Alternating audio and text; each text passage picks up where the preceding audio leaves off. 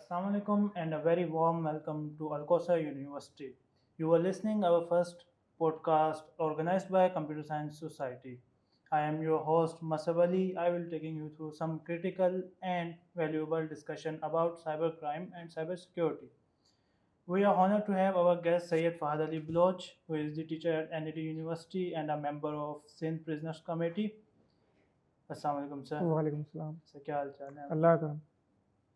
Sir आप NED के अंदर टीचर भी हैं, आप एडवोकेट भी हैं और आपने कंट्रीब्यूशन भी किया है सिंध प्रिजनर कमेटी के अंदर। आपकी through out the journey schooling के बाद क्या रही और किस तरह से साइबर लॉ के अंदर आप आए? सबसे पहले तो जो जर्नी थी वो देखें प्री डिसाइडेड नहीं थी कि लॉयर बना जाए, क्योंकि मैंने फाइनेंस में मास्टर्स किया सबसे पहले यूनिवर्सिटी ऑफ कराची से। फिर उसके बाद मैं एसएम लॉ कॉलेज गया एलएलबी करने के लिए, और एसएम लॉ कॉलेज से मैंने जो है वो एलएलबी किया। उसके बाद हमने लाइसेंस एडवोकेट हो गए हम लोग, और अभी इस वक्त मैं सिटिंग एडवोकेट हाई कोर्ट हूँ। और साइबर लॉ में एक्सपर्ट इसलिए हूँ क्योंकि साइबर लॉ का पहला ही ट्रेनर जो था एनईडी यूनिवर्सिटी में, 2 बैचेस मैंने पूरे किए हैं उसमें, वो मैं ही था। और अभी जब जब भी होगा या आगे जो बैच चलेगा उसमें देखेंगे। दूसरी बात ये है कि साइबर लॉ में आने की वजह ये थी कि ये एक डेवलपिंग फील्ड है इस वक्त, अभी इसमें बहुत काम गैप बाकी है, क्योंकि साइबर लॉ जो हमारे मुल्क में अभी बना है वो कोई इतना जदीद नहीं हुआ है, सबसे पहली चीज़। और इसको साइबर लॉ कहा जाता है, असल में इस लॉ का नाम है prevention of electronic crimes act, पीका पीका कहते हैं इसको।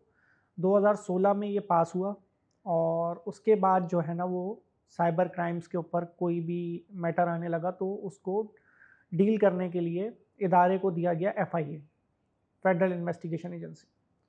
तो जब एफआईए को ये मैटर्स दिए गए कि आप साइबर क्राइम को डील करेंगे, तो साइबर क्राइम के केसेस भी क्योंकि इस तरीके के होते हैं, असल में ये बनाया गया था एपीएस के वाक़ये के बाद हमारे मुल्क में, आर्मी पब्लिक स्कूल 2014 के बाद जो है, क्योंकि टेररिस्ट ऑर्गेनाइजेशंस जो थी ना वो रिक्रूट करती थी सोशल मीडिया के ज़रिए लोगों को। वजह क्या थी कि उनके पास और कोई मैकेनिज़्म था नहीं, तो वो क्या करते थे, सोशल मीडिया से लोगों से बातें करते थे, उनको पैसे भेजते थे, उनको रिक्रूट करते थे, और ये सब होने लग गया था। तो फिर उसके बाद जब इस पर इन्वेस्टिगेशन हुई तो पता चला कि भाई साइबर कोई कानून है ही नहीं मुल्क के अंदर जो इसको रेगुलेट करे। तो सबसे पहले इसको बनाया गया था, जो सबसे अहम टर्म यूज़ होती है इस कानून के अंदर वो है साइबर टेररिज्म। साइबर टेररिज्म के लिए इसको बनाया गया क्योंकि साइबर टेररिज्म की ही सबसे ज़्यादा सज़ा है इसमें। अब तो 25 साल तक कैद हो गई है, जब शुरू में बनाया गया था तो 7 साल से 14 साल तक दी जाने लगी थी। तो ये बैंड ऑर्गेनाइजेशंस को टारगेट, क्योंकि अब आप देखें बैंड ऑर्गेनाइजेशंस का जो मामलात हैं वो हमारे मुल्क में बहुत ज़्यादा बढ़ते जा रहे हैं। तो उस वक्त जो एपीएस पे हमला हुआ था, उसके बाद जब इन्वेस्टिगेशन चली तो साइबर टेररिज्म के लिए कोई कानून बनाना लाजमी था, तो उसको पास कर दिया गया। फिर उसके बाद इसमें कुछ चीज़ें ऐसी आने लगी कि लोगों ने अपने मैटर्स भी बताना शुरू किए। कोई किसी को ब्लैकमेल कर रहा है, कोई किसी की आईडी हैक कर रहा है, कोई किसी का डेटा लीक कर रहा है, कोई किसी के अंदर अमेंडमेंट कर रहा है डेटा में या अल्ट्रेशन कर रहा है। तो सबसे पहले जो इसमें छोटी सज़ाएँ दी गई थी वो दी गई थी कि आप पीका के अंदर किसी के भी मोबाइल या किसी भी डिवाइस को एक्सेस करें, सिर्फ एक्सेस। अभी मैं बात नहीं कर रहा इसकी कि आगे क्या करें, सिर्फ एक्सेस किया मैंने, सिर्फ देखा, अनलॉक करके, हाँ अनलॉक कर लिया किसी तरह, तो उसके लिए 1 से 3 महीने की सज़ा दी गई, फिर वो 6 महीने की बढ़ दी गई, इस तरह सज़ाएँ बढ़ती गई। अब फिर अगली में क्या हुआ कि मैंने उसका डेटा को एक्सेस किया, एक्सेस करने के बाद मैंने उसको अपने पास कॉपी कर लिया। अभी मैंने ट्रांसमिट नहीं किया है, इस पे सज़ा और बढ़ जाएगी। फिर क्या होने लगा कि मैंने अपने पास कॉपी करने के बाद उस डेटा को किसी को लीक कर दिया या ट्रांसमिट कर दिया। अब वो ट्रांसमिट होते होते या ट्रांसफ़र होते होते जगह जगह फैल गया, वायरल हो गया, ठीक है। तो जब वो वायरल होने लगा तो सज़ा और बढ़ गई, 3 साल तक चली गई। फिर उसके बाद अब मैंने एक्सेस करने के बाद ऑल्टर करके उसको ट्रांसमिट किया, कि मैंने उसमें ऑल्ट्रेशन भी कर डाली।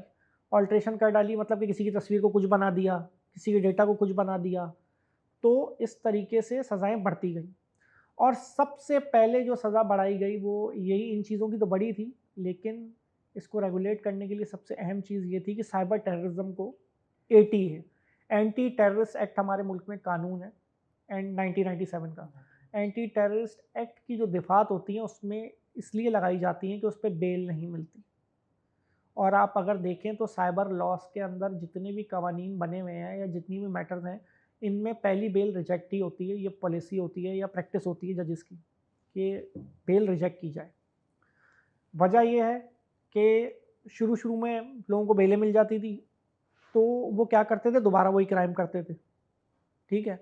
और एक जुर्म की दोबारा सज़ा नहीं हो सकती, ये भी हमारे मुल्क का कानून है। डबल जेपर्डी जो है वो कॉन्स्टिट्यूशन ऑफ पाकिस्तान 1973 के तहत जो है फंडामेंटल राइट के अंदर आता है कि आप एक ही एफआईआर में डबल सजाएं नहीं दे सकते। अब वो दोबारा आके वही दोबारा काम करने लग जाते थे लोग, तो बेल रिजेक्ट करने का एक मैकेनिज्म बना के भाई इनकी बेल रिजेक्ट करो, उनको जेल भेजो, ताकि एक दफ़ा जेल से आएंगे ना ओके, तो ये काम ये नहीं करेंगे। अब जैसे कि मैं प्रिजन्स कमेटी में भी रहा, सेंट्रल जेल की, और बाकी जेलों का मेंबर भी रहा, तो मैंने देखा कि वहाँ पे भी जो इस तरह के कैदी आते हैं तो जेल के अंदर आम आदमी गुजारा नहीं कर सकता, सही है। अगर कोई इस तरह का आ जाएगा ना, एक दिन में सीधा हो जाएगा, क्योंकि जेल में रहने का, जेल में जो तरीक़ेकार हैं, उसमें कोई आम गुजारा नहीं कर सकता। लोग इसको गलत भी समझते होंगे, लेकिन आप जेल आए हैं, कोई घर पे थोड़ी हैं अपने, कि आपको अपने घर पे आराम करने के लिए मिलेगा। तो इसके अंदर एटीए लगाना लाजमी इसीलिए थी।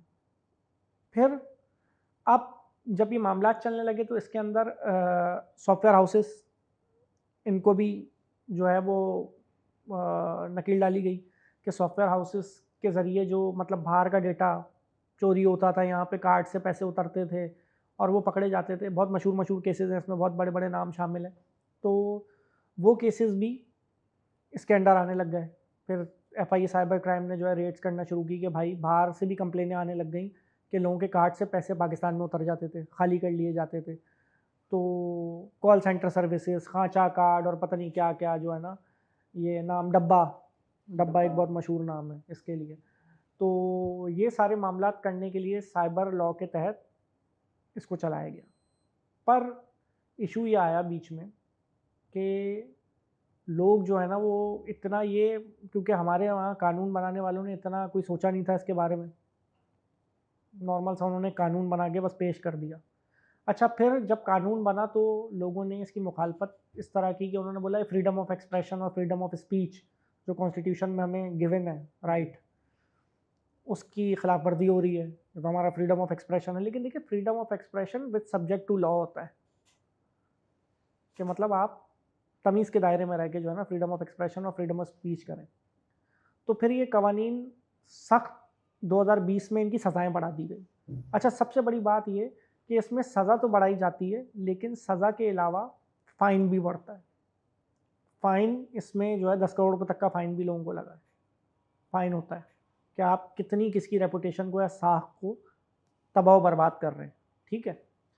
तो जब लोगों को इस पे फाइन्स और इसका डर हुआ तो लोगों ने कम कर दिया, लेकिन ख़त्म नहीं हुआ, चलता रहा। फिर उसके बाद इसमें एक अमेंडमेंट की गई 2020 में, जिसके तहत ये किया गया कि सज़ाएं बढ़ा दी गई। साइबर टेररिज्म की सज़ा जो है उसको कर दिया गया 14 साल से 25 साल, कि 25 साल सज़ा होगी अब साइबर टेररिज्म, यानी उम्र कैद हो गई। उम्र कैद हो गई। 25 साल उम्र कैद है, तो उम्र कैद हो गई, तो लोगों ने इस डर के मारे जो है वो अपने मामला रोक दिए साइबर टेररिज्म के।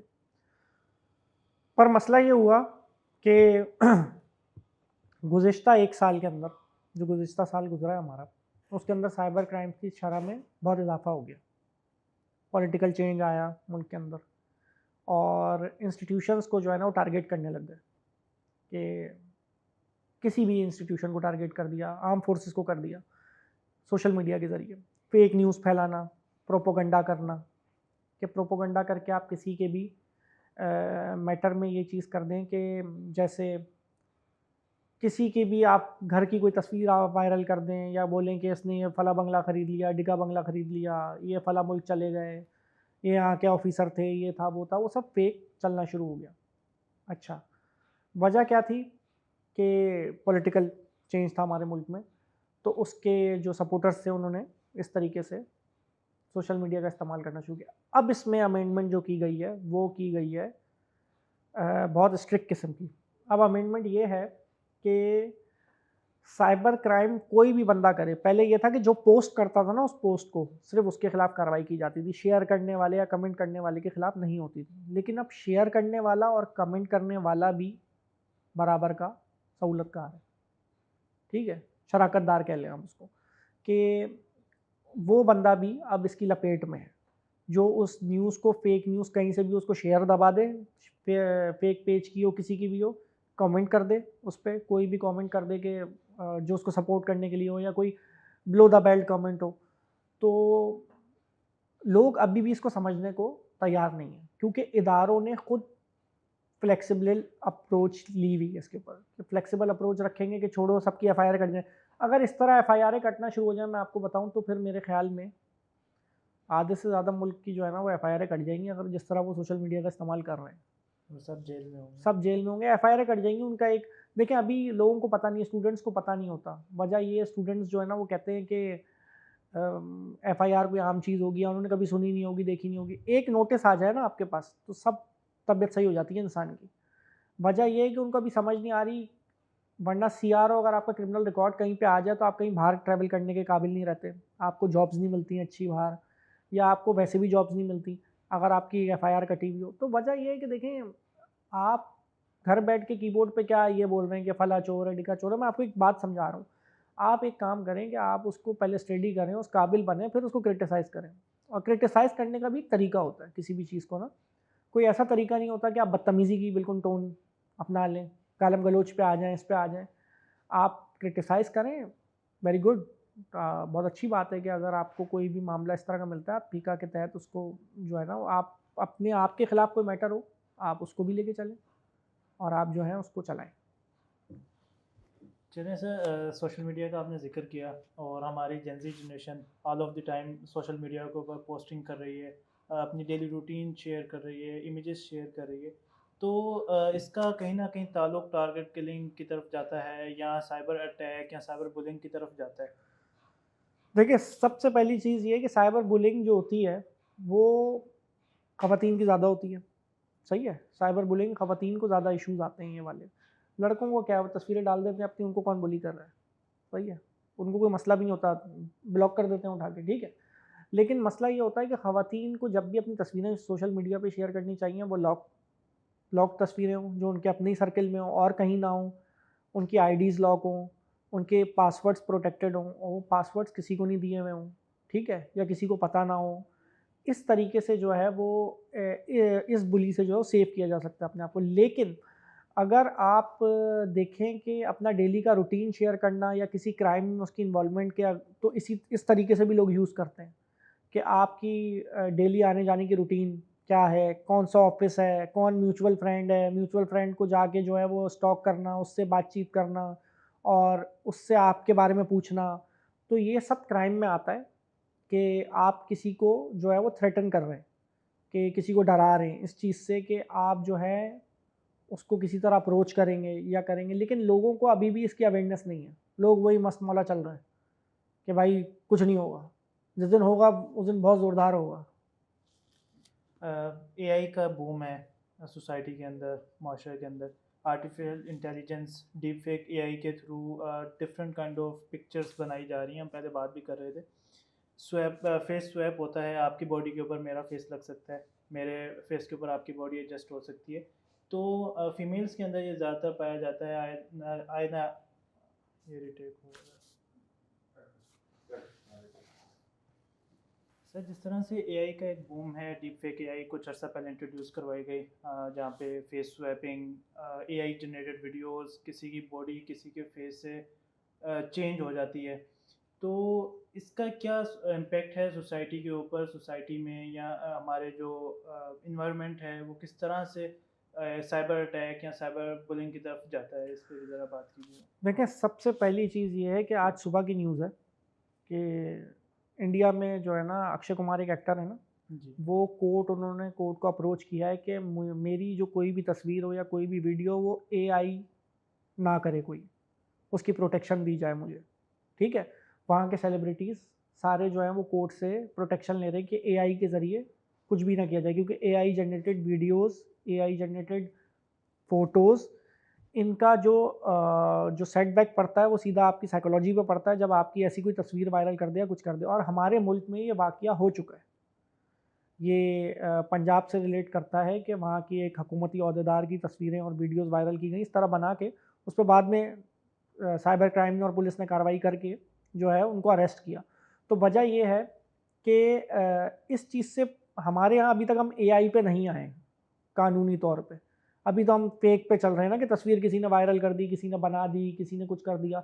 लेकिन ये भी वक्त की ज़रूरत है कि इस पे कानून साजी अब की जाए कि एआई और सज़ाएँ बढ़ाई जाएँ ताकि इसको कंट्रोल में रखा जाए। ये आने वाले वक्त में आप देखिएगा 6 महीने के अंदर जो है ना ये बहुत ख़तरनाक शक्ल ले सकता है। तो ज़रूरत इसकी है कि इस पे जो है ना वो, जबकि बनी हुई है एक जो नया अभी हमारे कानून में अमेंडमेंट हुई है उसके तहत सोशल मीडिया रेगुलेटरी अथॉरिटी बनाई गई है। उसमें उन लोगों को एक्सपर्ट हायर किया जा रहा है जो सोशल मीडिया का एक्सपीरियंस रखते हैं, जो सोशल मीडिया को यूज़ करते हैं, जिनके पास 10 साल का एक्सपीरियंस हो। उनको एक्सपर्ट्स की टीम में लिया जा रहा है कि वो इन चीज़ों को मॉनिटर करें और उनका काम ये है कि वो ऑब्ज़र्व करें सोशल मीडिया को, ताकि ये क्राइम और इस तरीके के मामला जो हैं वो रोके जा सकें, ताकि पहले ही पता हो कि ये बंदा करता है इस इलाके में ये काम, तो उसको पहले ही ले जाके सही कर दिया जाए। सर आपने बात की थी डब्बा कॉल सेंटर, हम्म। और बहुत ज़्यादा मशहूर है हम्म। मेट्रोपॉलिटन सिटीज़ के अंदर, कराची, लाहौर, इस्लामाबाद वाली साइड पे। बेसिकली इसमें होता क्या है, किस तरह से कार्डिंग की जाती है, फ़िशिंग की जाती है, फ़ॉरेन जो लोग हैं वहाँ से कैसे स्कैम के थ्रू पैसा पाकिस्तान में आता है। देखें, वहाँ से उनका कोई ना कोई कारिंदा जो है ना वो इनको डेटा वहाँ से लीक करके देता है, ठीक है। और डेटा हम सबका बहुत इजीली अवेलेबल है। आप जो है ना एक ऐप उस पे प्ले स्टोर पे पड़ी हुई है, उस ऐप को अगर आप जो है वो ओपन करें तो उस पे आप अपना नंबर डालेंगे तो आपके घर का एड्रेस और आपका सारा डेटा आ जाएगा कि आपके कितने भाई बहन हैं, उनका एनआईसी नंबर क्या है, सब कुछ आ जाता है, ठीक है। वजह क्या है, फिर वो उसके ज़रिए क्या करते हैं कि आपके घर वालों को भी कॉल करते हैं। पाकिस्तान का आपको बता रहा हूँ, बाहर से तो आ रहे हैं, डेटा उतर रहा है कार्ड के ज़रिए और कार्ड का डेटा यहाँ से चोरी होकर और उससे पैसे निकाले जा रहे हैं अंग्रेज़ों के या किसी के भी, और उसकी कंप्लेनें भी यहाँ आ रही हैं, ठीक है। लेकिन यहाँ पे जो उनका तरीका वारदात है वो कुछ ऐसा है कि वो आपके घर वालों में सबसे ज़ईफ़ आदमी का मोबाइल नंबर, उसको वो ट्रैक करते हैं, उस पे कॉल करते हैं कि भाई आपका फला बेटा है, उनको सही पता होता है आपका फला बेटा, और वो देखिए हमने उसको अरेस्ट किया हुआ है, और एक बंदे को ज़बरदस्ती बराबर में थप्पड़े मार रहे होते हैं ऐसे दिखाने के लिए, और वो रो रहा होता है कि बचा लो मुझे, सही है, मुझे बचा लो, मेरे को थाने में ले गए और बंद कर दिया, और आपको फ़ौरन कहते हैं कि अभी 1 घंटे में आपने 50,000 रुपये ट्रांसफ़र करने। इस तरह करते करते मैंने बहुत पढ़े लिखे लोगों को देखा है कि उन्होंने लाखों रुपए ट्रांसफ़र कर दिए और बाद में पता चला है कि घर में बेटा सो रहा था, कि भाई घर पे किसी को बताऊंगा लोग परेशान हो जाएंगे, वो सो के उठ के आ रहा है भाई मुझे किसने उठा लिया, ठीक है। तो ये वाक़यात यहाँ पे जो हो रहे हैं। अच्छा, सिंध में जो कॉल्स आती हैं वो आती हैं पंजाब और केपी के से, ठीक है, जो सिंध वालों को आती हैं, वहाँ वो कहते हैं कि हमें सिंध से आती हैं, ठीक है। केपी के और पंजाब के अंदर जो आ रही है वो कह रहे हैं कि हमें सिंध से आ रही हैं। अच्छा, बलूचिस्तान के अकाउंट नंबर दिए जाते हैं कि आप वहाँ उसमें पैसे ट्रांसफ़र करें, बाइनेंस के दिए जाते हैं, क्रिप्टो जो कि हमारे यहाँ भी इस वक्त लीगल नहीं है, क्रिप्टो के नंबर दिए जाते हैं कि भाई आप इस पे बाइनेंस में पैसे ट्रांसफ़र कर दें। तो इस तरीके से बहुत सारे तरीक़े वारदात हैं। अब मैं आपको क्या क्या तरीक़े वारदात बताऊँ, इसके अंदर तो बहुत सारे ऐसे भी तरीक़े वारदात हैं कि लोग कहते हैं कि हम फ़लस्तीन बाइनेंस के ज़रिए पैसे भेज रहे हैं। भाई बाइनेंस फ़लस्तीन में कहाँ से आ गया, मुझे तो आज तक समझ नहीं आई, सही है। तो इस पे मेरी एक लॉन्ग टर्म रिसर्च रही जब ये वाक़या हुआ फ़लस्तीन रिलेटेड। तो मैंने जो है वो मैं एक बड़ी एनजीओ है ज़फ़र अब्बास साहब की, जेडीसी, तो मैंने उनको बोला कि फ़लस्तीन पैसे जा रहे हैं? उन्होंने बोला नहीं यार नहीं जा रहे। मैंने बोला क्यों, आपकी तरफ से नहीं जा रहे? बोला अमजद साकिब साहब हैं, आप इनके साथ हैं, और ना वहाँ जो फ़लस्तीन को देख रहे थे सारे कोई जंजुआ साहब देख रहे थे, तो उनके पास हम गए और हमने उनको बोला कि हम जो है वो पैसे यहाँ से भेजें अगर डॉलर्स में तो जाएंगे क्या वहाँ। तो उन्होंने बोला सबसे पहले तो आपको इसराइली एजेंसियाँ वहाँ पे बाद में पकड़ेंगी, पाकिस्तानी पकड़ेंगे कि आपने यहाँ से इतने डॉलर कैसे निकाल लिए, ठीक है। अपने मुल्क का बाहर पैसा ले जाना इलीगल है। ये इमोशनल सोच सबकी बहुत अच्छी है कि भाई मैं वहाँ पैसा ले जाऊँ, यहाँ ले जाऊँ, लेकिन ये जितने लोग कर रहे हैं मुझे समझ नहीं आया कि वो किस तरीके से कर रहे हैं, आज तक मुझे समझ नहीं आ सका। मैं किसी का नाम नहीं ले रहा है किसी का, लेकिन ये तरीका वारदात भी सोशल मीडिया के ज़रिए ही हो रहा था ना। सोशल मीडिया पे ही कैंपेनें चल रही थी ना भाई, कि बिल्कुल ऐसा इमदाद ही दे है। दो, लाखों रुपए इमदाद दे दो, अरबों रुपए की इमदाद गायब है, कहाँ गई? फ़लस्तीन में तो कोई बिल्डिंग नहीं खड़ी हुई, ठीक है? तो वजह ये सारी है। ऐसे ट्रेडिंग और क्रिप्टो की बात हुई है, कुछ अर्सा पहले हमने देखा, कुछ मंथ पहले एक यूट्यूबर, उन्हें अरेस्ट किया गया हुँ, एफआईआर की हुँ, हुँ, तहलील में है वो शायद हुँ, अभी भी। हुँ, हुँ। तो इनका क्या केस था? ये साइबर अटैक, साइबर स्टॉकिंग की तरफ जाता है या ये अलग एक नहीं, केस है? नहीं, ये अलग केस है। देखें आप ना, असल में वो उनको क्रिप्टो की वजह से नहीं लिया गया था, उनको लिया गया था, एक ऐप आई थी जो कि जुए की ऐप है, ठीक है?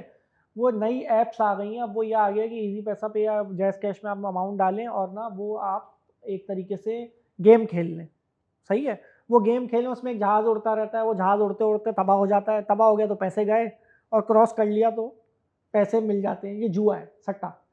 तो अब होता ये है कि शुरू में वो खेलने वालों को ना उनका जहाज़ क्लियर करा देते हैं। वो उड़ते-उड़ते रास्ते में पूरा क्लियर करता है। जैसे ही वो जीतना शुरू करते हैं, उसके बाद वो सब कुछ हार जाते हैं, क्योंकि उनको जुए की लत लग जाती है। तो उन ऐप्स को जो है प्रमोट करने के लिए उनको उठाया गया है, और उन ऐप्स को प्रमोट करने वाले जितने यूट्यूबर थे, क्योंकि ज़ाहिर है उनको पैसे वाफ़िर मिकदार में मिले होंगे, तो उसी को देखते हुए जो है वो इनके खिलाफ एक्शन लिया गया है। इसमें क्रिप्टो अभी नहीं आई, क्रिप्टो वालों के ऊपर कुछ भी नहीं किया गया। ऐसे बैंकिंग सिस्टम के ऊपर अगर हम डिस्कशन करते हैं, 2023 के अंदर हमने ये सुना था कि पाकिस्तान की जितनी बड़ी बैंक्स हैं उनका डेटा लीक हो गया था या हैक हो गया था। तो ये बेसिकली होता कैसे, और ये डेटा कहीं पे अवेलेबल है, सेल आउट होता है? देखो, डेटा तो बिल्कुल सेल आउट होगा ना, अगर मुझे पता है कि मेरा बराबर वाला जो बिल्कुल ही बुरे हालात में घूम रहा है, उसके बैंक अकाउंट में 10 करोड़ रुपए पड़े हुए हैं, तो मैं तो उसको उसी तरह डील करूँगा ना, कि भाई ये तो अमीर आदमी है, बेवकूफ़ बना रहा है, ठीक है? तो अब आप खुद सोचें कि जो डेटा है, मैं सिर्फ़ बैंक्स के डेटा की बात नहीं कर रहा। हमारे यहाँ सिंध पुलिस की एक ऐप बनी थी, उस ऐप में ये था कि आप जो है ना, अपनी सारी ड्यूटी के टाइम सारे आपकी सारी चीज़ें उस ऐप पे थी, और सही कहाँ है। आपकी रिहाइश है, कहाँ आपकी पोस्टिंग है, क्या आपका डेटा है। वो ऐप इंडिया ने हमारी हैक कर ली थी, और हमारा सारा डेटा उनके पास चला गया, ठीक है? तो वजह ये है कि जितने भी मामलात होते हैं ना इस किस्म के, जिसमें आप ले लें कि ये ऐप्स बनाई जाती हैं, साइबर अटैक्स के मामलात होते हैं। हमारे यहाँ अभी तक साइबर अटैक्स से बचने के लिए फायरवॉल सिस्टम बहुत सी ऑर्गेनाइजेशंस नहीं लेती, क्योंकि वो महंगा है। लेकिन उनको समझ नहीं आती कि उसको लेना लाज़मी है। अगर आप एक ऐप बना रहे हैं तो उसका फायरवॉल सिस्टम, जो कि लाखों करोड़ों रुपए का है, वो आपको लेना पड़ेगा। अगर आपको सेफ रखना है अपना डेटा, वरना तो फिर आप कोई भी किसी के लिए भी छोड़ दें कि वो डेटा ईज़िली अवेलेबल हो जाए। बैंक्स का जो डेटा आप कह रहे हैं, उस डेटा में ये है कि नामुमकिन सी बात है कि बैंक का कोई मिला हुआ ना हो और ऐसे ही लीक हो जाए वो, सही है। लेकिन बाहर के मुल्कों में ये वाक़यात होते हैं तो बहुत सख्ती होती है। फ़ेसबुक के बानी को यूके की पार्लियामेंट ने कॉल कर लिया था, जब उनको पता चला कि इसने हमारा डेटा लीक करवाया है या डेटा इसकी गलती से लीक हुआ है। उसने आके वहाँ माफ़ी मांगी थी और कंपनसेट भी किया था। वजह क्या थी? वजह ये थी कि डेटा लीक हुआ, उसकी वजह से अब लोगों को कितना नुकसान होगा उसका तख़मीना नहीं लगाया। बिलियंस में नुकसान होता है ये। सर बाज़ ऐसे होता है, कोई किसी केस में इन्वॉल्व है, साइबर क्राइम, साइबर स्टॉकिंग में, और ऑफिसर्स उसका ट्रायल लेते हैं, तो ट्रायल होता कैसे और ऑन कैमरा ट्रायल कैसे लेते हैं? देखो, ऑन कैमरा ट्रायल जो होता है ना, इन कैमरा ट्रायल जिसको कहा जाता है, वो अमीरों की फैसिलिटी है भाई, सही है।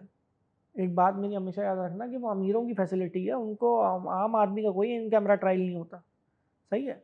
वो अमीरों के लिए कहा जाता है कि सिक्योरिटी रीजंस बना दिए जाते हैं, सही है, कि जिसके पास पैसा ज़्यादा होगा बोलेगा कोर्ट नहीं आना, इन कैमरा ट्रायल करा दो, तो कोई रीज़न बना दिया जाएगा, कोई रीज़न पेश कर दिया जाएगा। इन कैमरा ट्रायल या तो सबका होना चाहिए या फिर किसी का नहीं होना चाहिए, ठीक है। ये क्या कंडीशन बना दी जाती है, पुलिस बना देती है कंडीशंस कि भाई इनका नहीं होगा, इनका होगा। अच्छा, अब बात ये है कि उनका ट्रायल ये होता है कि सबसे पहले एफआईए को दिया गया था ये सब, कि एफआईए इसको डील करेगी, लेकिन अब इसके लिए आ गई है नई एजेंसी जिसको कहा जाता है national cyber crime investigation agency, ठीक है। एफआईए के कुछ ऑफिसर्स उन्होंने ले लिए अपने साथ, और उन्होंने एफआईए से ही उसको रिलेट करके एक एनसीसीआईए के नाम का इदारा बना दिया, जो अब सिर्फ पूरे मुल्क में साइबर क्राइम देख रहा है। वजह क्या है? ये जो ड्रास्टिक पॉलिटिकल चेंज जो आया, इसके बाद जब सोशल मीडिया पे ये सारी कैंपेनें चलना शुरू हुई तो NCCIA का कायम हो गया। अब मसला ये है कि उसका ट्रायल ये होता है कि सबसे पहले इन्वेस्टिगेशन होती है, इंक्वायरी नोटिस आते हैं कि भाई आप आएँ, जवाब दें, और जवाब देने के लिए आपसे सारा डेटा लिया जाता है कि आपने ऐसा किया क्यों, या हो गया, या माफ़ी लिखवा ली जाती है, सिंपल ख़त्म हो जाता है वही मामला, थोड़ी बहुत सुना के तो मामला रुक जाते हैं। लेकिन FIR हो जाए, FIR के बाद फिर आपका ट्रायल शुरू होता है। पहले तो आपकी इन्वेस्टिगेशन रिपोर्ट कोर्ट में जमा हो जाती है, चालान एक 173 की रिपोर्ट होती है, वो जमा होता है, और वो चालान जमा करके आपका ट्रायल कोर्ट में चल रहा होता है, और फिर कोर्ट एविडेंसेस लाता है, एविडेंसेस मांगता है। अब देखें, ट्रेडिशनल कोर्ट सिस्टम में तो ये होता है ना कि आई विटनेस आएगा, आई विटनेस बताएगा मैंने इसको कत्ल करते हुए देखा।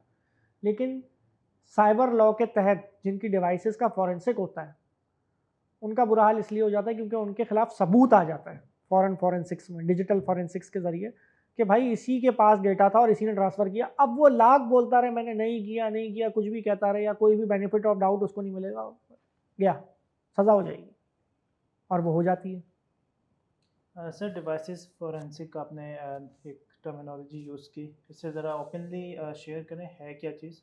देखो, डिवाइसेस फॉरेंसिक करने का मतलब ये होता है कि उन डिवाइसेस को तहवील में ले लिया जाता है, सही है, और उनका एक फॉरेंसिक्स डिपार्टमेंट के ज़रिए फॉरेंसिक किया जाता है कि इसी डिवाइस के ज़रिए सबसे पहले ये न्यूज़ फैली, क्योंकि जो न्यूज़ वायरल हो रही होती है ना, उसका ओरिजिन हमेशा आइडेंटिफाई हो जाता है, ऐसा नहीं है कि नहीं होता। तो लोग समझते हैं फॉरेंसिक्स में क्या होगा, पकड़ा थोड़ी जाऊँगा, लोग पकड़े जाते हैं, ठीक है, और वो फॉरेंसिक्स के सिस्टम के तहत आपको आइडेंटिफाई कर लेते हैं कि इसी बंदे ने इस IP एड्रेस से फला डेट को और इसी दिन ये काम किया। फिर जब उसको बुला के उससे पूछा जाता है तो ज़रा सख्ती की जाती है, तो वो खुद बता देता है कि हाँ मैंने किया है। इसमें क्या होता है, आपकी IP एड्रेस, अब यहाँ पे जो साइबर क्राइम ज़्यादातर लोग कर रहे हैं वो इसलिए कर रहे हैं, वो समझ रहे हैं वो बाहर बैठे हुए हैं, उनका कुछ भी नहीं होगा। एक एग्जांपल है ना, मैं अमेरिका में बैठा हूँ, मुझे क्या पता, लेकिन पाकिस्तानी नेशनल तो हूँ, मेरी FIR अगर यहाँ कट गई तो मैं यहाँ तो कभी ना कभी तो उतरना। 7 साल में रूल होता है कि आपने उतर के अपना NIC और अपनी एंट्री एग्जिट लगानी होती है हर 7 साल में, तो आपको लगाना पड़ेगा, वो पकड़ पकड़ लेगी आपको FI उतरते साथ यहीं पे। सर, एक कॉमन सा सवाल है और हम्म, काफ़ी ऑडियंस और सुनने वालों के जहन में भी ये सवाल होगा। ISP, इंटरनेट सर्विस प्रोवाइडर, जब हम कोई भी चीज़ ब्राउजिंग करते हैं किसी भी ब्राउज़र के ऊपर जाके या सर्च करते हैं, हम कौन सी वेबसाइट विज़िट कर रहे हैं, तो क्या वो डेटा उसके पास होता है हमारी IP से रिलेटेड, हमने क्या सर्च किया, हमने कौन सी वेबसाइट्स विज़िट की हैं? देखो, ISP जो आपको इंटरनेट सर्विस प्रोवाइडर है, लोकल इंटरनेट सर्विस प्रोवाइडर, सब डेटा होता है उसके पास, सही है। मोस्ट ऑफ द टाइम पीका के अंदर या दूसरी चीज़ों के अंदर, कानून कवानीन के अंदर, इदारे ISP प्रोवाइडर को बुलाते हैं और बोलते हैं हमें फला बंदे पे नज़र रखनी है, ठीक है, आप उसको मॉनिटर करेंगे वो क्या कर रहा है अपने कंप्यूटर से, ठीक है, और उससे वो डेटा लेते हैं कि आप हमें बताते रहें ताकि हम उसके खिलाफ सबूत बनाएं, लेकिन आप ये चीज़ लीक नहीं करेंगे वरना फिर आपके खिलाफ भी कार्रवाई होगी। तो इस तरीके से मॉनिटरिंग होती है। अब कुछ लोग इसको कहते हैं ब्रीच ऑफ प्राइवेसी, सही है, मेरी प्राइवेसी ब्रीच हो रही है वो, तो भाई आप रडार पे हैं किसी इदारे के, जब भी तो आपको चेक किया जा रहा है, जो रडार पे नहीं है उसको नहीं किया जा रहा। जो कर रहा है अपने पास से बैठ के ईमेल्स कर रहा है या कोई ऐसे काम कर रहा है, आपने बहुत आज से 20 साल पहले वाकयात हुए हैं कि बहुत सारी जगह पे धमाके भी हुए हैं, उनमें पकड़े गए ईमेल्स के ज़रिए, वो कि वो ईमेल पे बात किया करते थे, ईमेल से प्लानिंग किया करते थे, तो किस तरह उनकी ईमेल मॉनिटर की जा रही थी। जो रडार पे आ गया था कि भाई इस बंदे को मॉनिटर करो, इसकी ईमेल ये है। अब ऐसा थोड़ी है कि आप क्राइम कर रहे हैं और आप अपने आप को जो है वो समझ रहे हैं कि भाई मैं बहुत चालाक हूँ, कभी नहीं पकड़ा जाऊँगा। अगर ऐसा होता तो पूरी दुनिया में बड़े बड़े क्रिमिनल्स क्यों पकड़े गए, यही चालाकी की वजह से पकड़े गए ना। सर, जेंजी जनरेशन इस वक्त मीम्स और रोस्टिंग में बहुत ज़्यादा इन्वॉल्व है, और वो इसी चीज़ को इन्जॉयमेंट समझते हैं, किसी की रिस्पेक्ट या किसी की पर्सनल आइडेंटिटी, इवन के किसी ऑर्गेनाइजेशन के ऊपर कोई मीम, कोई रोस्ट बना दिया और उसे शेयर कर दिया पब्लिकली। तो पेका के अंदर और साइबर लॉ इस हवाले से क्या कहता है, क्या पॉलिसीज़ हैं उसकी? देखिए, मीम्स बनाना, मैं बना रहा हूँ अपने दोस्त के खिलाफ, चलो चलता है, सही है, लेकिन मैं किसी इदारे के सरबरा के खिलाफ बना रहा हूँ, और जो कि आजकल हो रहा है, सही है, और वो बना के बहुत खुश हो रहे हैं कि हम पकड़ में नहीं आएंगे, नहीं आएंगे। जिस दिन पकड़ में आ गए उस दिन कंप्यूटर यूज़ करना भूल जाएंगे वो। लैपटॉप, कंप्यूटर, मोबाइल सब कुछ भूल जाएंगे, सब दे देंगे वापस और कभी इंटरनेट यूज़ नहीं करेंगे। वजह क्या है? वजह ये है कि इदारों ने आप लोग खुद छोड़ा हुआ है, बोला यार छोड़ दो, बच्चे हैं, करने दो, सही है, क्या फ़ायदा इनको थपड़े लगा के। लेकिन बात यह है कि एक चीज़ की भी इंतहा होती है ना, किसी भी चीज़ की, अगर आप उस इंतहा को क्रॉस करेंगे तो आप रडार पे आएंगे, और रडार पे आएंगे तो फिर आप अल्हम्दुलिल्लाह जिसकी सर्विस हुई है अल्हम्दुलिल्लाह, मैंने उसको कभी दोबारा मीम बनाते भी नहीं देखा। सर आए दिन हमारे मैसेजेस इनबॉक्स के अंदर हमें मैसेजेस आ रहे होते हैं जिसमें फ़लाँ स्कीम में फ़लाँ लकी ड्रॉ के अंदर आपके इतने पैसे निकले हैं, आप इस लिंक पे जाएं या इस नंबर पर रब्ता करें। तो ये किस तरह से आपको टारगेट करते हैं और किस तरह से आपका डेटा ये लीक हैक करते हैं और फिर उसे यूज़ करते हैं? देखो, मैंने जिस तरह की पहले भी बताया कि डेटा जो है ना वो मुख्तलिफ ऐप्स के पास मौजूद है। यहाँ तो बल्कि ये है कि आप सोशल मीडिया पे देखो, बोल रहा था 500 रुपये तो मैं डेटा निकाल के दूंगा फला नंबर का, ये ऐड भी लगे हुए हैं, सही है, 500 रुपये में डेटा अवेलेबल। तो वजह ये है कि देखो, लीक तो ये कंपनीज़ की तरफ से ही होते हैं। मैं ये बिल्कुल मान नहीं सकता कि कंपनी के अलावा कोई और लीक करके ले गया, ऐसा कुछ नहीं होता, ठीक है। ये लूप होल्स हमारे अंदर ही है। अच्छा, फिर जो ये मैसेजेस आ रहे होते हैं ये बिल्कुल साइबर क्राइम है, साइबर बुलिंग भी है ये, कि आपको मैसेज आ रहा है कि फला कंपनी से मैं बात कर रहा हूँ और आपके पास इतने पैसे आ गए और आप या तो जीत गए, कुछ जीत गए। ये तो पाकिस्तान के बहुत सारे फेक मैसेजेस बनाए जाते थे। तो ये मैं आपको बता रहा था कि ये सारे क्योंकि अब तो कच्चे के डाकू भी इंटरनेट इस्तेमाल करने लग गए हैं, तो वहाँ से भी बहुत सारे मामला जो है ना वो चल रहे हैं कि वो यूट्यूब इस्तेमाल कर रहे हैं, ये कर रहे हैं। तो भाई ये मामला तो होंगे ना, तो अवेयरनेस से ही रोके जाएंगे ना इनको, कि अवेयरनेस होगी तो लोग रोकेंगे ना, वरना कच्चे के डाकू वहाँ पे यूट्यूब इस्तेमाल कर रहे हैं तो वो नहीं तुम्हें मैसेज करेंगे पैसे दो, इसीलिए करेंगे। सर डिलीटेड डेटा कैसे रिकवर होता है? और स्टेट लेवल के ऊपर जब हम बात करते हैं तो ये डेटा रिकवर हो सकता है? बिल्कुल होता है, डिलीटेड डेटा रिकवर होता है, बल्कि आजकल तो छोटे छोटे बच्चे कर देते हैं deleted data recover card ward से, क्योंकि सॉफ्टवेयर आ गए हैं ऐसे कि डिलीटेड डेटा रिकवर हो जाए। मैं अपनी कोई भी डिवाइस कभी भी सेल आउट नहीं करता, सही है, कभी भी अपनी कोई भी डिवाइस सेल आउट नहीं करता, किसी जानने वाले को, घर वाले को दे देता हूँ या किसी जानने वाले को दे देता हूँ। अगर सेल भी करनी होगी तो किसी जानने वाले को सेल करूँगा ताकि उसके हाथ में रहे।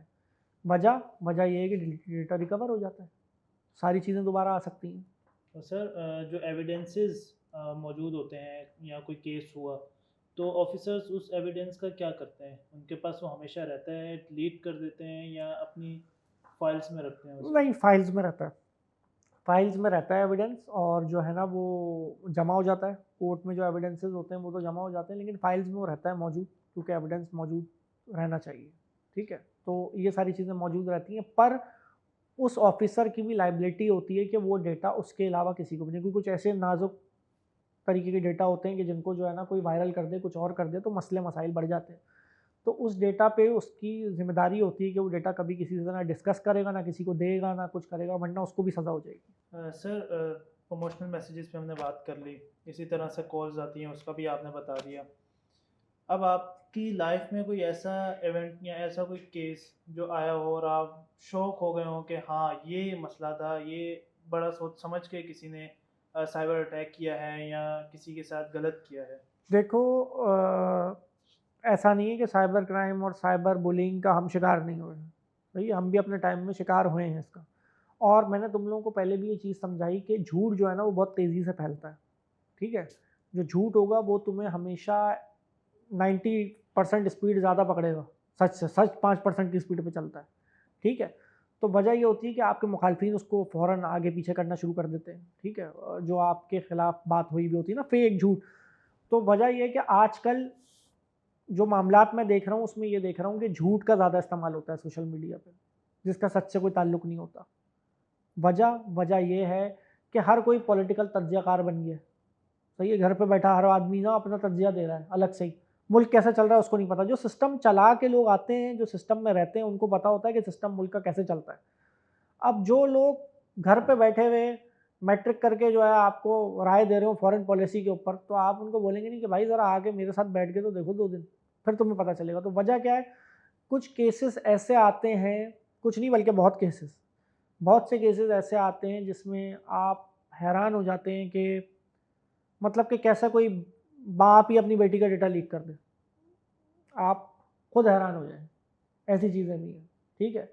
या बाप ही अपनी बेगम का डेटा लीक कर दे, ठीक है। वजह ऐसे वाक़यात हुए हैं और ऐसे वाक़यात मैंने देखे हैं। तो मुझे बड़ी हैरानी हुई।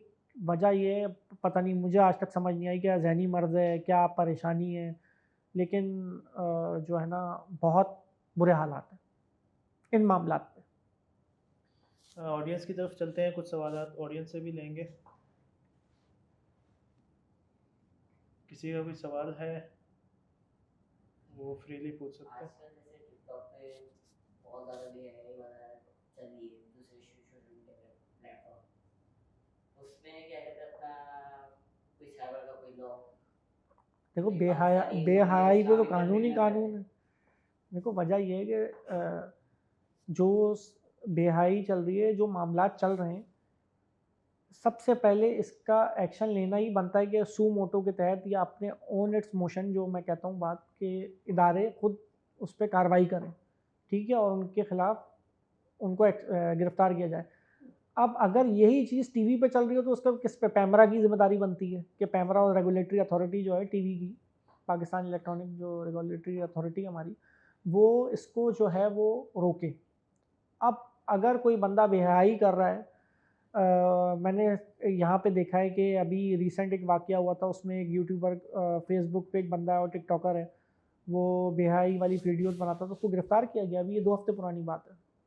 उसको गिरफ़्तार किया गया और जो है वो अरेस्ट करके NCCIA वाले ले गए। तो वजह ये है कि कवानीन मौजूद हैं, लेकिन मसला कुछ ऐसा है बेटा कि लोग बेहयाई को ज़्यादा प्रमोट करते हैं और देखते भी ज़्यादा। अभी मैं तुम्हें अच्छा एक साफ़ सुथरा कोई कंटेंट दे दूंगा देखने के लिए तो बहुत लोग बोर हो जाएंगे, लेकिन वो फजूल चीज़ ज़रूर देखेंगे। तो हमारे असल में यहाँ पे प्रॉब्लम हो गई है। सर मेरा सवाल ये है कि क्या हम समझते हैं कि जो हमारा टीका है वो 2016 में इंट्रोड्यूस करवाया गया, तो क्या हम समझते हैं कि इसके अंदर कोई इम्प्रूवमेंट की ज़रूरत है या फिर ये it's all good to go? नहीं, बहुत इम्प्रूवमेंट की ज़रूरत है, बहुत जैसे जगह खाली है। देखो बहुत जगह खाली है अभी। वजह ये है कि इसको, एक तो पहली बात ये है कि कानून तो बना दिया, फुल इसकी जो यूटिलाइजेशन है वो अब तक नहीं की गई है। इसको पूरी तरह यूटिलाइज़ किया जाए, ठीक है। और इसमें इम्प्रूवमेंट की ज़रूरत ये है कि अगर आपको टोटल साइबर क्राइम रोकना है तो कोई इशू नहीं है। आप जितने भी लोग हैं जो ऐसी न्यूज़ बना रहे हैं, ऐसे कमेंट्स कर रहे हैं, वो तो आप उनके खिलाफ़ कार्रवाई करें। आप कानून के तहत करें और कोर्ट्स को भी बोलें कि इनके खिलाफ़ कार्रवाई में हम हमारा साथ दें। तो वो इम्प्रूवमेंट इसमें बहुत ज़्यादा ज़रूरत है सोशल मीडिया को लेकर।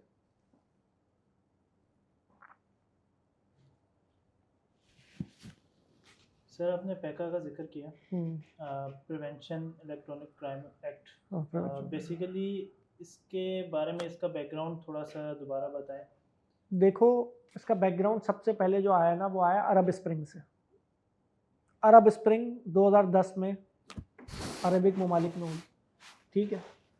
2010 में तुनीसिया में एक ठेले वाले ने, उसको म्यूनसिपैलिटी वाले, उन्होंने उसका जो है ठेला हटाया और उसने जाके अपने आप को आग लगा ली और जला के अपने आप को ख़त्म कर लिया, खुदकुशी।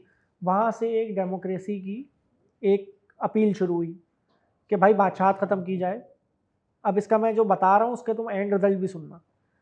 तो उसके ख़िलाफ़ बादशाहत जो है, उसके ख़िलाफ़ आवाज़ उठाई गई, सोशल मीडिया से बहुत फैली। टूनीसिया के अंदर 35 साल हुकूमत गिर गई, ठीक है। फिर वहाँ से लिबिया, सही है, लिबिया की तरफ मामलात बढ़े। लिबिया का लीडर मोहम्मद गद्दाफ़ी था लिबिया का लीडर, हाँ। मोहम्मद गद्दाफ़ी को जो है वो, उसकी हुकूमत गिरी, ठीक है। इसी तरीके से सीरिया पहुँचाई है, तो सीरिया में हुकूमत के ख़िलाफ़ आवाज़ शुरू हो गई। फिर बशार अल असद की हुकूमत गई। तो इसी तरीके से चलते चलते अरब स्प्रिंग जो है वो, उसके ख़िलाफ़ फ़ौरन अपने आप को प्रोटेक्शन के लिए सऊदी अरब ने अपने कानून तेज़ कर दिए, ठीक है, कि सऊदी अरब में मामलात ना फैलें। फिर ये मामला जब चलने लगे तो पाकिस्तान को भी तो प्रोटेक्शन चाहिए थी ना, सही है। अगर पाकिस्तान को भी गवर्नमेंट ओवरथ्रो करने के लिए इस तरह का, वजह ये है कि जब इदारे, हमारी आर्मी और आवाम के बीच में गैप आता है, तो ये जितने भी ममालिक थे, इन ममालिक के दरमियान ये गैप फिल किया टेररिस्ट ऑर्गेनाइजेशंस ने। और आज तक तुनीसिया के अलावा कोई भी और जो मुल्क है उसमें कोई बेहतरी नहीं आ सकी। तुनीसिया में थोड़ी बहुत डेवलपमेंट हो गई है, अच्छा हो गया है अरब स्प्रिंग के बाद, बाकी जितने भी जो सब में जो आई बर्बादी हुई है। तो हुकूमत तो लोगों ने गिरवा दी, लेकिन उनके हालात उससे भी बुरे हो गए क्योंकि वो खुद भी कोलैप्स हो गए। क्रिमिनल्स को सिम के थ्रू कैसे ट्रैक किया जाता है? क्रिमिनल्स को सिम के थ्रू जो ट्रैक किया जाता है बेटा, वो किया जाता है हमारे इदारों के पास मौजूद होता है डेटा के। वो उनकी सिम अगर ऑन होगी तो वो लोकेशन बता देगा, और जीएसएम लोकेटर मौजूद है हमारे जो इदारे हैं उनके पास, तो वो लोकेट कर लेते हैं उसे। तो इसलिए उनकी लोकेशन तक भी पहुंच जाते हैं, और उनके कहीं जहाँ पे भी कोई मामलात होते हैं उस पर वो रेड कर देते हैं। लेकिन अब क्रिमिनल सिम का यूज़ नहीं करते ज़्यादा, सही है। अब वो यूज़ करते हैं डायरेक्ट नॉन पीटी के फ़ोन्स का, ऐप्स का, इस ईमेल्स का, इनका यूज़ ज़्यादा कर रहे हैं। वो सिम पागल थोड़ी है सिम लगा के जाऊँगा क्राइम करने के लिए, उनको भी इतनी समझ आ गई है भाई, घर तक आ जाएंगे सिम के ज़रिए। क्योंकि अब एपीएस के बाद बायोमेट्रिक भी आ गया था। बायोमेट्रिक एपीएस के बाद तो आए, एपीएस के बाकी के बाद 2014 के बाद, तो बायोमेट्रिक के जरिए अब सब कुछ पता चल जाता है।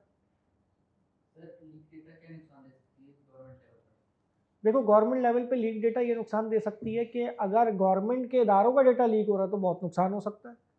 वोटर लिस्ट लीक हो रही है, ये हो रहा है, आपको अगर कोई मामलात इस तरीके के हैं इदारों के, जैसे मैंने अभी बताया सिंध पुलिस ने ऐप बनाई और वो हैक हो गई, तो उसका डेटा इंडिया के पास चला गया ना, उनको पता चल गया इनका कौन सा अफसर कहाँ रहता है और क्या कैसा है, क्या शक्ल है उसकी, सब पता चल गया उनको। तो इसमें तो हसास इदारे भी हमारे मौजूद हैं, सीटीडी वगैरह जो एजेंसीज हैं पुलिस की। तो उससे क्या नुकसान हुआ, गवर्नमेंट लेवल पर बहुत बड़ा नुकसान है ये। फायरवॉल, फायरवॉल लगी हुई हो, सिक्योर ऐप्स खरीदी हुई हो, सिक्योर आपके सारे डेवलपर हो, ये ना हो कि आपने किकबैक के चक्कर में कोई ऐप बनवा दी हो किसी से, या उसमें फायरवॉल ना हो, तो जाहिर है वो तो हैक होगी। सिक्योरिटी गार्ड खड़ा किया नहीं और बैंक खोल दिया तो बैंक तो कोई भी लूटेगा आगे, सही है। सर मेरा क्वेश्चन है कि अगर मेरी ईमेल हैक हो जाती है, जैसे मेरा डिस्कॉर्ड पे एक सॉफ्टवेयर है उस पर अगर मेरी हैक हो जाती है कि कॉम्प्रोमाइज कर देता है, तो वो मेरी बाकी ईमेल्स हैक कर सकते हैं? जैसे मेरे डिस्कॉर्ड की मेरी ईमेल हैक हो गई, ठीक है, वो मेरे इंस्टाग्राम, फेसबुक, गूगल्स के अकाउंट कर सकते हैं? देखो अगर वो लिंक है उससे लिंक मैंने लिंक नहीं, अगर तो फिर नहीं कर सकते। अगर लिंक है तो गए, सब गया, सब उड़ेगा एक साथ। और देखो इसमें मोस्टली आसपास के लोग ही शामिल होते हैं जो कर रहे होते हैं ना ये काम, वो आसपास वाले ही होते हैं, इनको पता होता है इसका ये अकाउंट इससे लिंक है, वरना फालतू में कोई टाइम ज़ाया नहीं करेगा। क्या जरूरत तुम्हारी ईमेल हैक करने की किसी को, समझ रहे हो? जिसको कोई इंटरेस्ट होगा वही घुसेगा ना उसके अंदर। मेरी पब्लिक आईडीज है, वो एक दो दफा हो चुकी है, वो डिस्कॉर्ड से ही हुई है, मुझे इतना आईडिया था। हाँ तो तुम किसी से कोई, हाँ तुम किसी से कोई कन्वर्सेशन कर रहे होगे या कुछ कर रहे होगे तो उसने किसी ने कर ली होगी। शुगल में लोग करते हैं भाई काम यहाँ, तो समझ रहे हो, टाइम नहीं है, चलो टाइम ज़ाया करना है थोड़ा सा, आओ किसी की हैकिंग शैकिंग करूँ, ये है। अच्छा सर ये जो भी आपने बताया शुगर का, शुगर में आपस तो ये लीगल है नहीं नहीं लीगल नहीं है भाई, लीगल नहीं है। क्यों लीगल है, मेरा शुगर है, लीगल कहाँ से हो गई है? लीगल वीगल नहीं है ये। सर इस वक्त हम अलकोसा यूनिवर्सिटी में मौजूद हैं और हमने साइबर लॉ, साइबर सिक्योरिटी के ऊपर काफ़ी हद तक डिस्कशन की, चीज़ों को समझने की कोशिश की। अब कंप्यूटर साइंस डिपार्टमेंट की ऑडियंस हमारे पास मौजूद है इस वक्त। मैं ये जानना चाहूँगा कि साइबर लॉ और साइबर से रिलेटेड जितनी भी पॉलिसीज़ हैं वो समझना कितना ज़्यादा ज़रूरी है। बहुत ज़्यादा ज़रूरी है स्टूडेंट्स के लिए। आजकल जो है देखो मुख्तलिफ़ यूनिवर्सिटीज़ में मैं लेक्चर देता रहा हूँ, तो मैं तुम्हें ये चीज़ बता दूँ कि साइबर लॉ बहुत ज़रूरी टॉपिक है, ठीक है। वजह ये है साइबर लॉ की, क्योंकि अगर लॉ ही नहीं पता होगा तो ये कैसे पता होगा कि इलीगल कहाँ जा रहे हैं और लीगल कहाँ पे चल रहे हैं, समझ रहे हो? वो बाउंड्री और वो लाइन हमें कैसे पता चलेगी कि हमें इससे बाहर नहीं जाना प्रैक्टिकल लाइफ में भी। और अगर हम कोई और काम कर रहे हैं या कोई फ्रीलांसिंग कर रहे हैं तो उसमें भी हमें इस बाउंड्री लाइन को क्रॉस नहीं करना है। वजह क्या है, वजह ये है कि हमें ये सब मालूम होना चाहिए, और ये मालूम होगा लिटरेचर से। लिटरेचर पढ़ने के लिए हमारे पास कोई कोर्स होना चाहिए साइबर लॉ से रिलेटेड, तो उस पर जब बंदा पढ़ेगा, लेक्चर्स लेगा, तो उसको ये नॉलेज आ जाएगी, अवेयरनेस आ जाएगी कि मुझे इन इन चीज़ों से बच के चलना है। अवॉइडेंस, इग्नोरेंस नहीं, अवॉइडेंस, अवॉइड करना है इन चीज़ों को। इग्नोरेंस पे चले जाओगे तो फिर तो कुछ भी नहीं सीखेगा आदमी। सर कोई मैसेज यूथ के लिए, जनरेशन के लिए? देखो अ, सबसे अहम मैसेज मेरा आजकल की यूथ को ये है कि वो ये मुल्की सियासी मामलात में इदारों के ख़िलाफ़ ना बोलें, ना लिखें, ना कुछ मामलात करें, क्योंकि देखें ये मामलात अगर सीरियस हो गए तो ये जानलेवा हो जाते हैं। जानलेवा से मुराद ये हो जाते हैं कि अगर आप किसी रजिस्टर्ड क्राइम के अंडर आ गए या आपके ऊपर कोई क्राइम रजिस्टर्ड हो गया, तो आप सारी ज़िंदगी जो है ना वो कोसते रहेंगे। तो वो मजाक और वो चीज़ें ना करें जिनकी आपको नॉलेज नहीं है। आपको नॉलेज हो आप करें, बेहतरीन किस्म से करें, क्रिटिसाइज़ करें लोगों को, लेकिन तमीज़ के दायरे में रह के। सोशल मीडिया पे भी और जगहों पे भी क्रिटिसाइज़ करें तमीज़ के दायरे, क्योंकि क्रिटिसिज्म और क्राइम के अंदर बहुत थोड़ी सी थिन लाइन का फ़र्क है। वो थिन लाइन अगर आपने क्रॉस कर दी तो वो क्राइम बन जाएगा। सर आप अलकोसर आए, फैकल्टी मेंबर से भी आपकी मुलाकात हुई और स्टूडेंट से भी अच्छी गपशप हुई। क्या रिव्यूज़ हैं यूनिवर्सिटी के हवाले से, कैसा लगा आपको यहाँ पे आके? मुझे सबसे पहले मैं बहुत शुक्रगुज़ार हूँ कि बच्चों ने इनवाइट किया, और दूसरी चीज़ ये है कि मुझे बहुत अच्छा लगा यहाँ आके फैकल्टी को देख के, यूनिवर्सिटी स्ट्रक्चर्स को देख के और यूनिवर्सिटी के बाकी मामलात को देखते हुए। तो ये एक अच्छा इनिशिएटिव है स्टूडेंट्स के लिए, क्योंकि हमारे शहर में यूनिवर्सिटीज़ की तादाद वैसे ही कम है अगर देखा जाए ना, और अफोर्डेबल और अच्छी यूनिवर्सिटीज़ जो हैं जो मेन एरियाज़ में बनी हुई हों, जैसे अलकौसर यूनिवर्सिटी बनी हुई है, तो काफ़ी अच्छा लगा। और मैं चाहूँगा कि इसमें प्रोग्राम्स में और इजाफा भी हो और ये यूनिवर्सिटी और जो है ग्रो करे इंशाल्लाह, ताकि यहाँ पे जो है वो बच्चे, तालीम से कोई भी बच्चा जो है ना वो महरूम ना रहे। शुक्रिया सर, बहुत बहुत जज़ाकल्लाह थैंक यू। टाइम देने का। तो ये थी हमारी आज की पॉडकास्ट और कुछ गपशप सर सैयद फ़हद अली बलोच से, जिन्होंने हमें साइबर क्राइम, साइबर सिक्योरिटी के हवाले से वैल्यूबल इंफॉर्मेशन प्रोवाइड की। Organized by computer science society and powered by Linux. अगली एपिसोड इंशाल्लाह जल्द अपलोड होगी।